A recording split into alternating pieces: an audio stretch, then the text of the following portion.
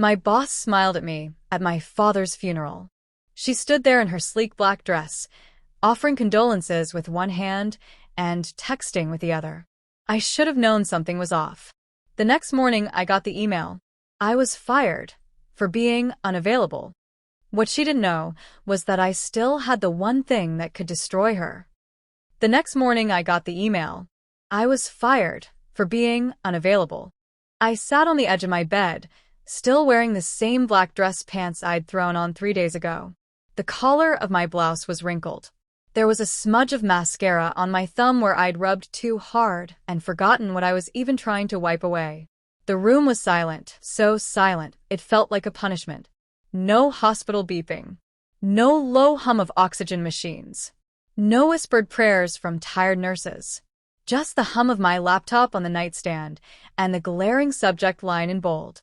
Notice of termination, failure to maintain critical availability. I stared at it like it was in another language.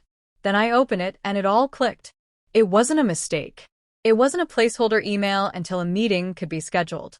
It was final, immediate, brutal, and it came from Cambria Voss, the same woman who stood at my father's funeral, barely 2 feet from the casket, and told me, "He must have been proud of you. You've built something impressive, Elira. Take whatever time you need." She smiled when she said that. That corporate smile she'd perfected over the years. Lips soft, eyes not. Now here she was, less than 12 hours later, telling me that the company I had poured myself into for 5 years, weekends, holidays, sleepless launches, was releasing me for unavailability during essential operations. No phone call, no voice, just a string of HR jargon trying to sterilize what it really meant. I gave too much of myself to someone who never saw me as human. I guess I should start from the beginning. I'm Elira Wren, 29 years old. I used to be the senior project coordinator for one of the most polished corporate wellness firms in the city, Ardell and Sage. We branded ourselves as the People First Agency. Heart-led, performance-driven, our motto said. It sounded nice on a PowerPoint, but underneath it was all rot. Cambria saw to that. She wasn't the founder, but she may as well have been. Charismatic. Disarming. The kind of woman you followed because saying no felt like failure. She recruited me straight out of my second internship. Said I had potential, which I later learned meant willingness to bleed for free. At first, I was grateful. I worked longer hours than anyone. Picked up the messes of underqualified managers. I thought if I kept showing up, someone would notice. And someone did. Cambria. She gave me just enough praise to keep me tethered. Every time I was about to break, she dangled another title in front of me. Project lead. Client liaison. Fancy words that changed nothing except expectations. Then, my dad got sick. Pancreatic cancer. Stage 4. We caught it late. Too late, they said.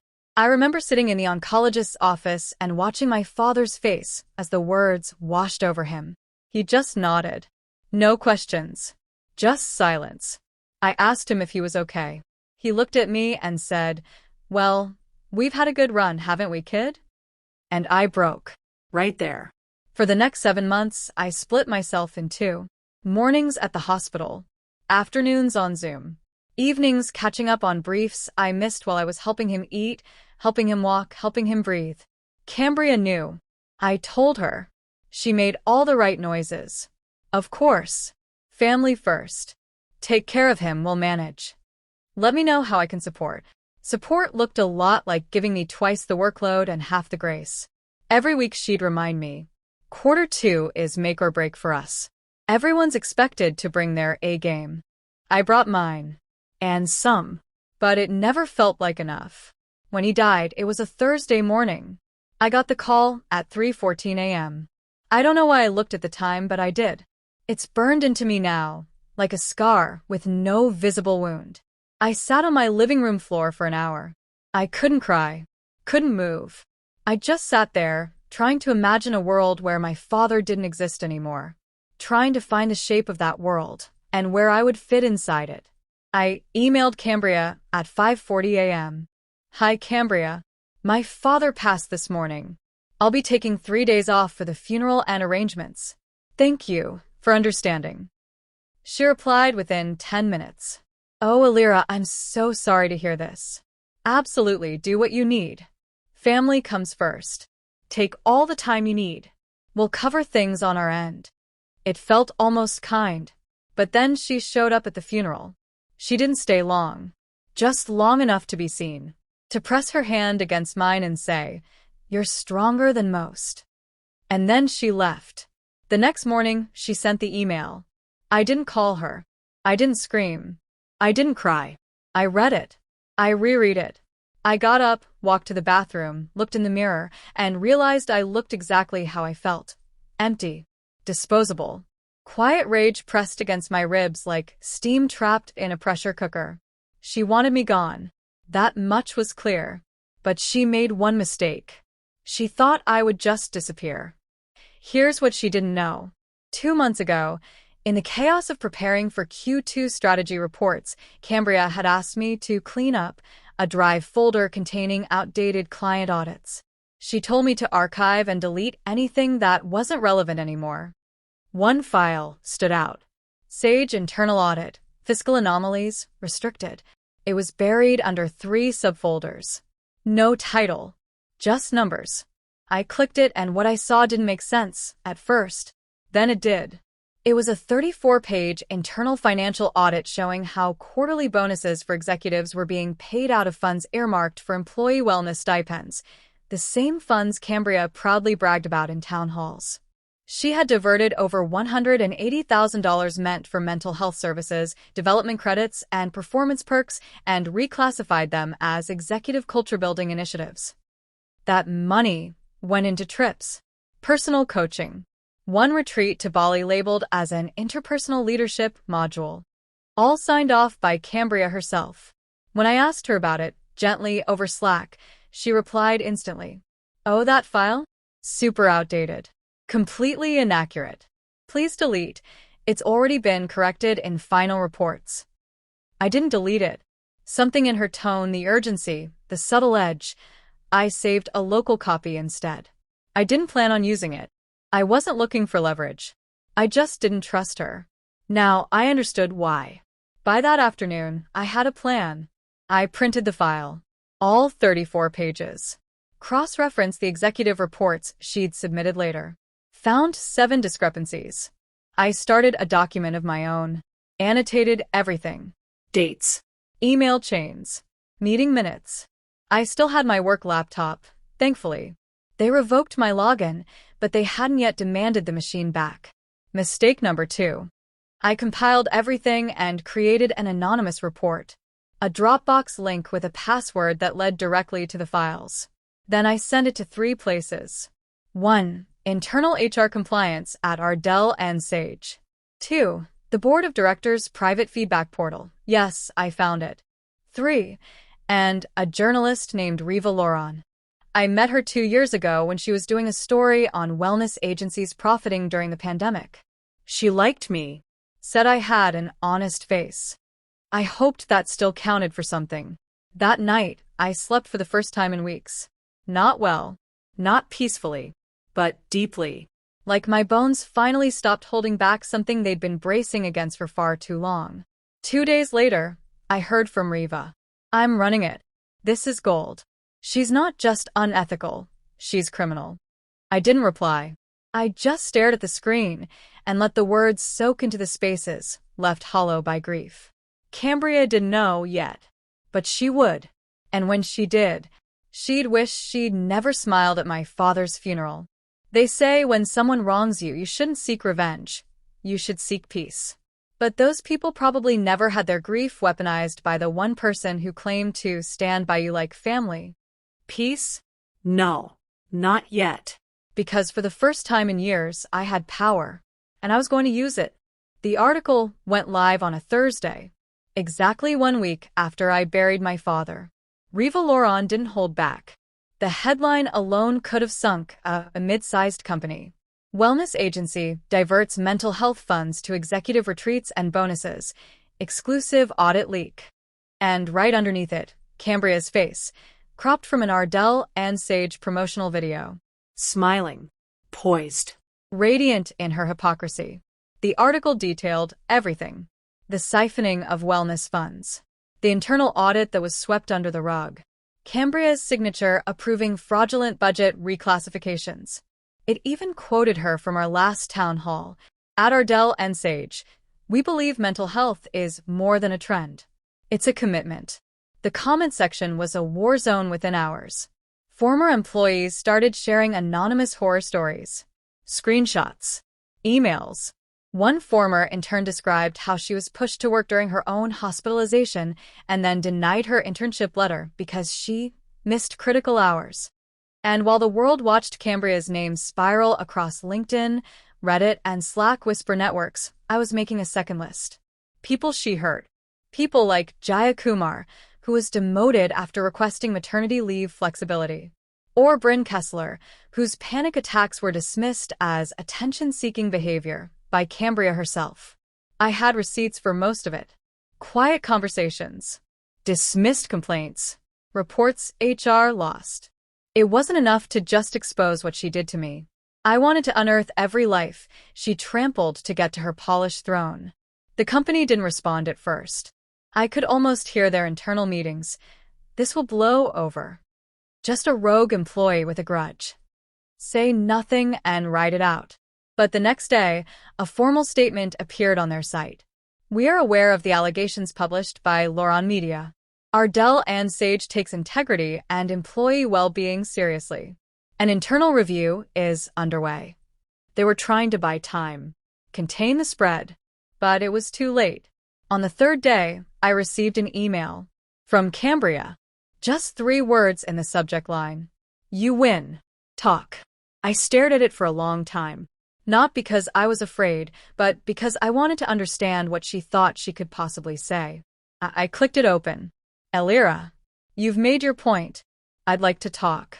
Woman to woman. Let's not let this go any further than it already has.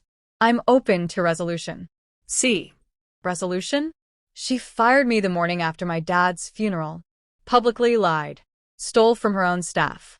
And now, when the truth threatened to unravel her legacy, she wanted a private conversation? I didn't respond. The next day, I got a call. From a number I didn't recognize. I let it ring. It went to voicemail. When I checked the message, I almost laughed. Hi, this is Alexa Roth from Trenton and Fenley LLP, representing Ms. Cambria Voss. We'd like to discuss a potential settlement regarding the leak. Please give us a call at your earliest convenience. There it was. The next move in the dance of corporate damage control. I knew what they were doing, trying to get me to sign something. Silence me. Bury the evidence under legal paperwork and NDAs. But I'd come too far. I didn't want a settlement. I wanted a reckoning. And yet, I'd be lying if I said it didn't shake me. Because when powerful people panic, they stop playing fair. 2 days after the article dropped, my LinkedIn was flooded with messages. Some encouraging, others disturbing. I heard you're difficult to work with. Hope you didn't burn every bridge, sweetie. No company will hire a whistleblower who doesn't know when to quit. Cambria was turning the tide. Quietly, behind closed doors. Calling in favors. Controlling the narrative. And the worst part? It was working. I'd applied to 4 positions that week. 3 of them responded quickly until they didn't. I started recognizing the signs. Cold silence. Delays. And finally, polite rejection emails with vague wording. We've decided to move in a different direction. At this time, we're seeking a different candidate profile. One hiring manager slipped up. Honestly, we love your resume, but there's some concern about optics. The Ardell thing? It's a bit radioactive. And just like that, I realized Cambria wasn't done with me. She didn't just want to save herself. She wanted to ruin me for trying to stop her.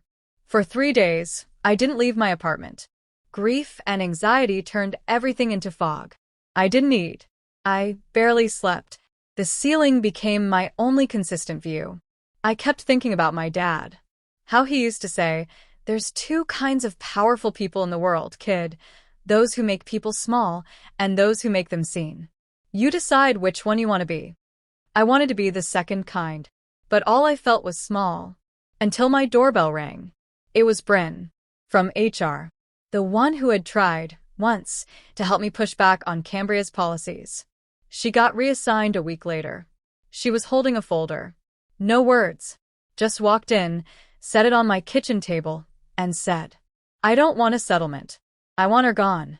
Inside the folder were copies of her original reports, signed by internal HR leads. Reports that mysteriously vanished from the record when she was reassigned. She had kept them. She smiled, half sad. "You're not the only one who saved things." That was the break I needed. I reached out to Reaver again. Told her I had more voices. More proof. More people willing to speak. We decided to do a follow-up. Not just an article, an exposed series. The Cult of Cambria. Interviews. Documents. Testimonies from 10 former employees. Even one current executive who, under the promise of anonymity, admitted. We knew. Everyone knew. But we thought she was untouchable. The new article hit like wildfire. Ardell and Sage's PR team tried to keep up, but they couldn't. Clients started pulling contracts. 2 board members issued public statements distancing themselves from the executive leadership. And then, Cambria was placed on administrative leave. They didn't say it was permanent, but we all knew what it meant. She was done. I remember the moment I found out. I was sitting on the steps outside my apartment, barefoot, holding a mug of tea I hadn't touched in 20 minutes. My phone buzzed. A headline from Marketpulse. Cambria Voss resigns amid growing scandal. I didn't cheer. I didn't cry. I just sat there. Let the quiet settle. It was over, but it didn't feel like victory. A week later, I received another email. This time, from Ardell and Sage's interim CEO. "We'd like to formally apologize for the treatment you endured. Your commitment to integrity and accountability helped surface serious ethical failures in our leadership. We hope you'll consider rejoining the company during this rebuilding phase." I stared at it for a long time, and then I deleted it, because I wasn't going back. Not there. Not anywhere like it. I didn't burn my life down to rebuild it on the same broken blueprint. I started my own thing. Small, at first. A consulting collective for ethical startups, especially women-run ventures. I wanted to build the kind of workplace I wished I'd had when my world was falling apart. We called it Kindroot. And as for Cambria, I don't know where she is now. Last I heard, she was being investigated for financial misconduct. Her LinkedIn disappeared. So did her speaking gigs. Her brand was gone. But none of that mattered as much as this. She smiled at my father's funeral, thinking she'd won. But in the end, she was the one buried. 3 weeks after the fallout, just as I was beginning to breathe again, I received another email.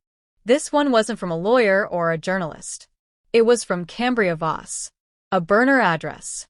No subject line. No introduction. Just one sentence. "You think you've won something, Elira. But I'm not done." I sat there, staring at the screen, my stomach folding into itself. Not fear. Not anymore. Disgust. There she was, stripped of her title, publicly humiliated, and still trying to hold on to her illusion of power, like a lifeline she could yank me back with. And in that moment, I realized something that surprised even me. I didn't care about her anymore. Because her reign was already over. What I wanted now wasn't revenge. I wanted something bigger. Kindroot was barely a seedling of an idea when I first announced it. Just a simple mission. Build workplaces where dignity is the default. But the response? Overwhelming. Emails flooded in. Not just from job seekers or entrepreneurs, but from survivors, people who had been silenced, chewed up, discarded by systems that saw them as replaceable. A woman from Seattle wrote, "I lost my job after taking 2 days off for chemotherapy. I thought I was the only one." A man from Denver shared, "My former boss weaponized my grief when my brother died. Said my sadness was affecting morale. I stayed quiet because I needed the paycheck." The more I read, the more I understood. This was never just about Cambria. It was about a culture of cruelty dressed up as corporate efficiency. A system that punished softness, weaponized burnout, called compassion weakness. So, I decided to go further. That's when I filed the formal complaint. Not to the company, to the State Ethics and Labor Board.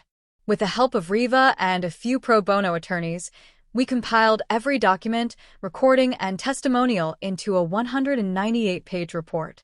We sent it straight to the state and federal level. Our case? That Ardell and Sage had knowingly violated employment protections for bereavement, mental health leave, and whistleblower retaliation. And at the center of it all? Cambria Voss. Weeks passed. Investigators followed up. Quiet interviews were held. Subpoenas were issued. And then, quietly, unceremoniously, a ruling came down. Guilty. Multiple counts of ethical misconduct, fraud, and workplace retaliation. The company was fined over $2.7 million. Cambria's personal assets were frozen pending investigation. She couldn't hide anymore. Not behind press releases.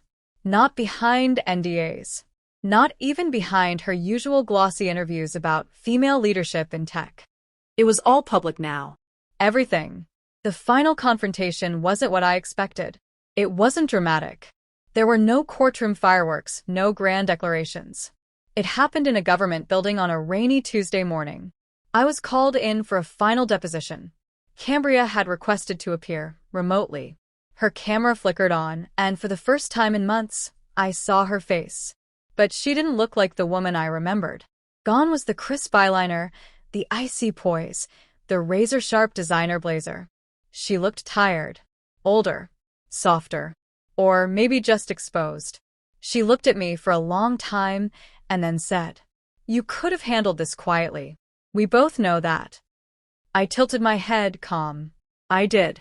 For years. That's what you were counting on, wasn't it?" She didn't respond. So I kept going. "You destroyed people's lives. You made grief feel like a liability. I'm not sorry you lost everything. I'm sorry it took so long." There was a flicker of something in her eyes. Anger? Shame? Fear? But she said nothing. Just clicked out of the meeting. And that was it. The moment I thought would define everything didn't define anything at all. Because I didn't need her apology. I just needed the truth to live outside my head. Months passed. Kind Root grew. We secured grants, built partnerships, offered job placement and training for survivors of workplace retaliation. We didn't have a glossy logo or influencer campaigns, but we had impact. Real stories, real healing. And one day, an envelope showed up on our doorstep. No return address. No note. Inside was a single item. Cambria's CEO plaque. Polished oak. Gold lettering. I turned it over. On the back, in messy ink, someone had written, "Power means nothing if no one trusts you with it." I didn't know if it was real, if it was from her, if it was just a cruel joke. But I kept it anyway. As a reminder. Not of her. Of who I'd become. There's something I've learned about grief. It doesn't go away. It changes shape. It stops being a wound and becomes a lens through which you see the world clearer, harder, and maybe more honestly than you did before. I still think about my dad. Every day. Sometimes when I'm about to make a decision, I hear his voice. "Are you being the kind of person who makes others bigger?" And if I'm not, I wait until I am. That's how I know I'm building something worth keeping. One day, I sat down with Riva Loron for a follow-up interview. A podcast this time. She asked me, "If you could say one thing to the version of you sitting in that funeral pew, getting the email that changed your life, what would it be?" I thought about it, and I said that she's not being broken. She's being rebuilt. If you've ever lost everything, if someone made you feel like your humanity was a weakness, if they made you choose between dignity and survival, you're not alone, and you're not done. Because sometimes the worst thing someone does to you isn't the end of your story. It's the beginning of theirs ending. I didn't think grief would be the thing that taught me how to live, but that's how it started. Losing my father shattered something in me, something quiet and buried, something I didn't even know had been holding me together all those years. The scaffolding of my patience, The walls I'd built from silence, the tight little boxes I used to store away, everything I never said out loud. They all cracked. At first, I mistook that for weakness. Crying in the break room. Letting emails go unanswered. Feeling exhausted after talking to anyone for more than 10 minutes. I thought I was falling apart. But now? Now I realize I was finally, letting myself feel what had been waiting underneath the surface for years. All the indignities I tolerated. All the fake smiles. All the "just be grateful you have a job" mantras I repeated while swallowing anxiety and stuffing down anger like lint in my pocket. That funeral wasn't just for my dad. It was for the version of me who thought loyalty meant silence. A few weeks ago, I returned to the cemetery. It had been nearly a year since I stood under that gray sky with my coat buttoned wrong, trying to look okay for everyone else. This time, I came alone. No phone. No obligations. No expectations. Just me and the wind, and a small bouquet of poppies, his favorite. I knelt by his stone, fingers brushing the carved letters, and whispered, "You didn't raise me to be quiet when it mattered." And I meant it. Because this voice, the one that's spoken on podcasts, in meetings, in protest letters, and private DMs with people across the country, it was his voice first. He used to say, "We don't choose our battles. We choose whether we show up for them." That's what I've done. That's what I'll keep doing. Kindroot has become more than an idea. It's a sanctuary. Not in the spiritual sense, but in the sense that people walk in carrying something heavy, and somehow, after a few hours or a few days, they walk out a little lighter. We've helped dozens of women find new roles after toxic layoffs. We've counseled men who thought crying in front of their team would cost them respect. We've written new HR policies, launched workshops for emotional labor, and even started a small emergency fund for people who can't afford to speak out without risking homelessness. It's not perfect, but it's growing.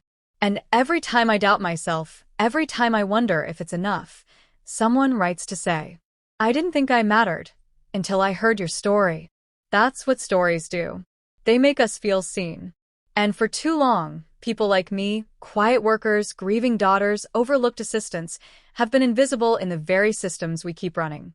Sometimes, late at night, I still dream of that office. The sterile light. The cold silence after Cambria shut the door. The heat on my cheeks when I realized I was being discarded like a broken stapler. I wake up with my heart racing, disoriented. But then I remember, I don't work there anymore. She doesn't own my name, my mind, or my time. I do. And to anyone listening who's been in that same chair, the one where you realize the people you give everything to would let you fall without blinking, I want to say this. You are not difficult for wanting fairness. You are not dramatic for asking for kindness. You are not weak for grieving. And you are not replaceable just because they treat you like you are. The system is designed to make you believe silence is survival. But survival is not living. And if they fire you for being human, then they never deserved your best in the first place. Sometimes people ask me, if you could go back, would you do it differently? It's tempting. There are parts of this journey that cost me more than I expected. Friendships faded. My savings tanked. I had panic attacks in Target aisles because I heard a ringtone that sounded like Cambria's. But would I undo it? No. Because the life I have now, the agency, the voice, the people who see me didn't exist before everything fell apart. And I would never trade that for safety again. I think we all carry a version of ourselves we're afraid to meet. The version who speaks up. The version who walks away. The version who burns the bridge because the toll to cross it is just too high. I met her. She's not cruel. She's not angry. She's free. And that's what I want for every woman who's ever whispered to herself, maybe it's just me. It's not. It never was. So, I'll end this the way my dad used to end every conversation that mattered. Say what needs saying, even if your voice shakes. I hope I did. And I hope, wherever you are, you will too. Because the story doesn't end when they break you. It starts when you decide you're worth putting back together.